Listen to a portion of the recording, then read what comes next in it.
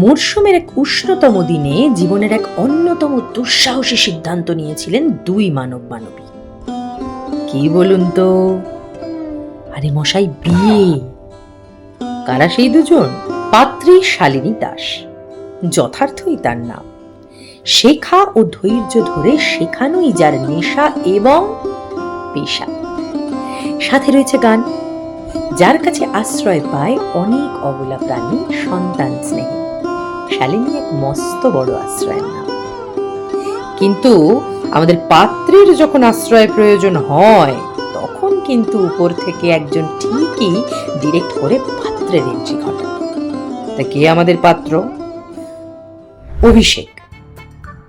না না না, ব্যানার্জি নয়, কুন্ডু, পেশায় ইলেকট্রিক্যাল ইঞ্জিনিয়ার।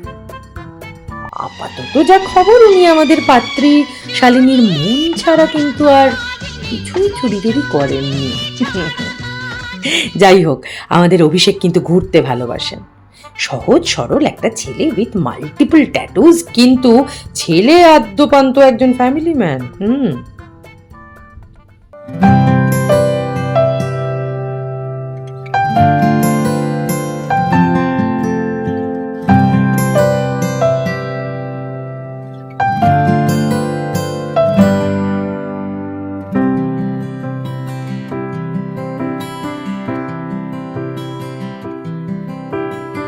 যে চোখে রাখলে চোখ পাখিরা আলোর মিছিল, বেচারা রোজ মরে যায় চুপি সারে, যে ছুলো গোপনীয় দিল। এ বুকে রাখলে চিবুক মায়াবী নরম পাথর, আদুরি এক ফালি চুল চুপি সারে, অযথা স্পর্শ কাতর। যেখানে ডুব সাঁতারে খুব ছুঁয়েছি অবাক কোরাল, যেখানে মনের ভেতর ঘুমিয়ে দুজন সমান্তরাল। আদর কি নাম দেব তোর, আদর কি নাম দেব তোর, আদর কি নাম দেব তোর। অভিষেককে একটাই কথা বলতে চাই যে কালকে মেহেন্দি পড়েছি, এখন অবধি এতটা রং এসছে। যদি এর থেকে বেশি রং না আসে তাহলে প্রচণ্ড মারবো, কারণ তুমি আমাকে ভালোবাসো না তাই রং আসেনি। আমি হাতে জল লাগিয়েছি সেটা বড় কথা নয়, তুমি ভালোবাসো না বলে হাতে রং আসেনি, এইটাই মেসেজ তোমার জন্য। তার চিত্রগুপ্ত, এদের প্রেম কাহিনী শুরু হলো কিভাবে? ফেসবুক বুঝি? টিন্ডার? বিয়ে বাড়ি? না না, সে কথা আমরা না হয় ওদের মুখেই শুনে নিই। 9th অক্টোবর আমরা বাবার ক্রিটিক্যাল কন্ডিশন, আমি হসপিটালে বাবাকে অ্যাডমিট করছি। সেখানে গিয়ে দেখি, সেখানে যখন আমি ফর্মটা ভরছি তো ফর্মটা ভরা হচ্ছে, তো ভরার ঘুরে দিকে একটা মেয়ে সেটা লিখছে বসে ওই ওয়েটিং চেয়ারে। সেই ওয়েটিং চেয়ারে দেখছি সেটা হচ্ছে শালিনী ছিল। এবার কাবের পক্ষে আমি আমার অনেক দিনের ক্রাশ, কারণ ওটা পেয়ে যাওয়াটা আমার লাভ। এবার তখন সিচুয়েশন কেমন ছিল যে বাবাকে অ্যাডমিট করতে, ওর বাবা অলরেডি অ্যাডমিটেড। তো সেইভাবে আমাদের স্টোরিটা উইকের হসপিটাল থেকেই চালু। সোনার পাখি আলতো আঁকে এই নরম পালক,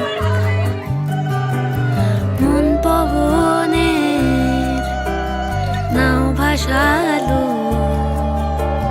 কৃষ্ণ সার হরিণ চোখ।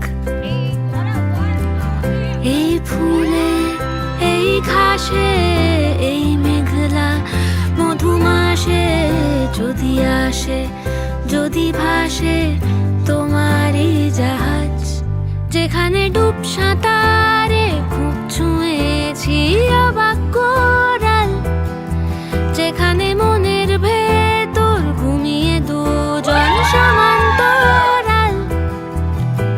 আদর কি নাম দেব তোর, আদর কি নাম দেব তোর, আদর কি নাম দেব তোর।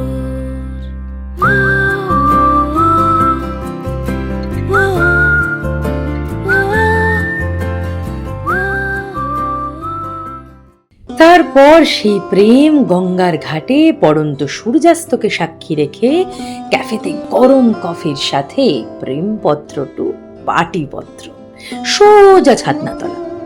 এই বিয়ে বাড়ির আয়োজন কিন্তু ছিল বেশ অন্যরকম। সাজগোজ থেকে খাওয়া দাওয়া সবেতেই ছিল বাঙালিয়ানা এবং সাবেকিয়ানার অনন্য ছোঁয়া। আমাদের কোণে রাজকীয় সাজে অত্যন্ত সুন্দরী বঙ্গকন্যা, সাথে কপাল জোড়া কলকা, লাল বেনারসি, জুঁই ফুলের মালা, আহা হা হা, একেবারে তৈরি সে অভিষেকের জন্য। আর অভিষেক, আরে দাদা উনিও কম যান না। কর্পোরেটের ফর্মাল পোশাক ছেড়ে একেবারে অন্যরকম বেশে হাজির, দিলওয়ালে দুলহানিয়া নিয়ে যেতে।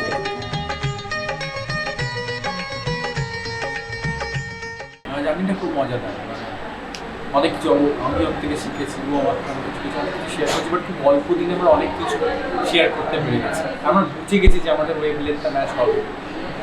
এটা একটা বলতে পারো আমার একটা অদ্ভুত কানেকশন ছিল আগে থেকে তৈরি, সেটাই খুব শর্ট টাইমের মধ্যে তৈরি হয়। বাকি হ্যাঁ অনেক চ্যালেঞ্জেস ছিল, বাট খুব বেশি চ্যালেঞ্জেস ছিল না, পড়ানো অত চাপ হয়নি, কিন্তু ব্যাপারটা মজাদার হয়েছে। মানে আমি সেই জায়গাটা দিয়েছিলাম, কারণ আমার যেটা লাইফে সারা জীবন সম্পর্ক থেকে ক্রাইটেরিয়া ছিল সিম্পলিসিটি, যে আমি ভেতরেও যাই আমি ওপরেও তাই। তো অভিষেকের মধ্যে সেই সিম্পলিসিটিটা আমার চোখে পড়েছে।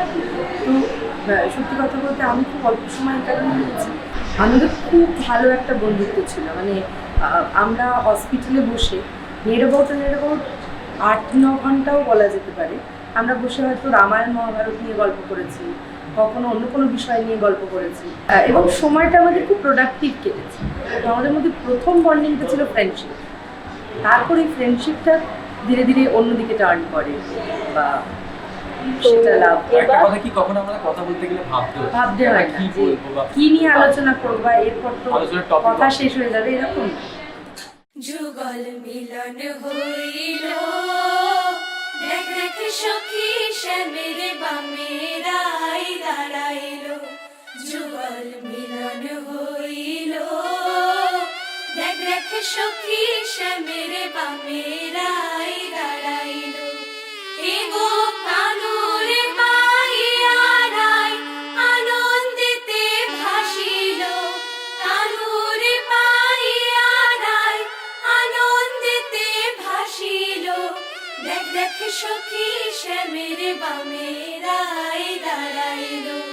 যুগল মিলন হইল, দেখ দেখ সখী শ্যামের বামে রাই দাঁড়াইল।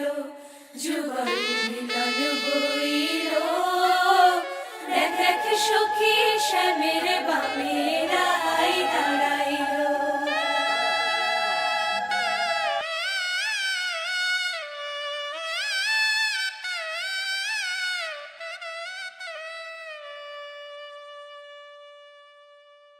দাদা যখন ফার্স্ট টাইম আমাকে অফিসিয়ালি প্রপোজ করেছিল, ইট ওয়াজ 11th নভেম্বর লাস্ট ইয়ার, তখন ও আমাকে একটা চিঠি দিয়েছিল যেটা আমার খুব পছন্দ হয়েছিল, এবং সেখানেও লিখেছিল যে আমি এই গানটাই তোকে ভাবলে আমার মনে হয় যে এক দিন আপ ইউ হামকো মিল যায়েঙ্গে, এই গানটা। তো আমার বলো তো বর্ষা, তা আমি গাই, ঠিক আছে?